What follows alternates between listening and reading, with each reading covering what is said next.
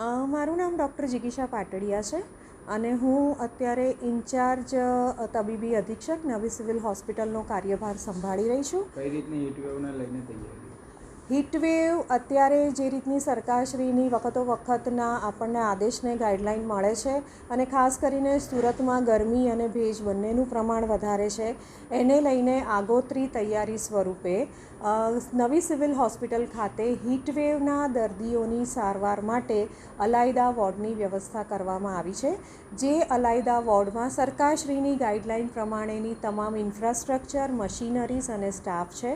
Special doctors અને નર્સિંગની team ત્યાં appoint કરી દેવામાં આવેલી છે અને એ લોકોના તમામ સંકલન માટે અમારા તરફથી HOD medicine, HOD paediatrics, RMO Shri, CMO અને મેટ્રન એ આખી ટીમને કાર્યરત કરી દેવામાં આવી છે, જેથી તમામ દાખલ થતા પેશન્ટની યોગ્ય સારવાર માટેના પગલાં ત્વરિત ધોરણે લેવામાં આવે.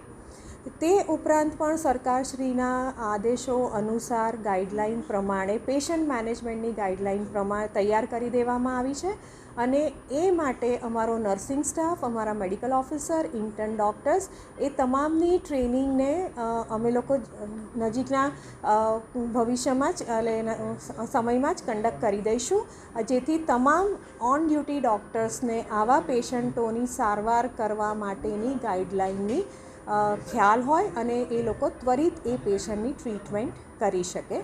આ સાથે હું તમામ નાગરિકોને મારી એક આગ્રહભરી વિનંતી કરું છું કે સરકારશ્રીના આદેશ અનુસાર, ગાઈડલાઇન અનુસાર તમે તમારા હીટવેવથી બચવા માટેના તમામ પગલાં લઈ અને તમારી જાતને સુરક્ષિત રાખો, એવો અમારા સૌ તરફથી તમને આગ્રહભર્યું નિવેદન છે.